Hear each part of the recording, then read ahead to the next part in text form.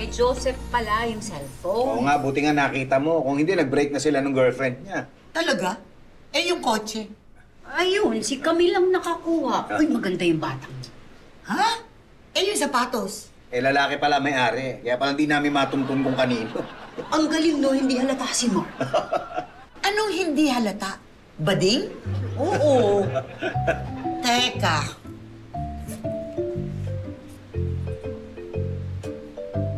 Parang tama ako eh. Lalaking may jowa. Babaeng mayaman. Bading. Tama lahat ang hula ko eh. Ay, ang galing mo. Ah, ang galing. Eh, yung bayad ko.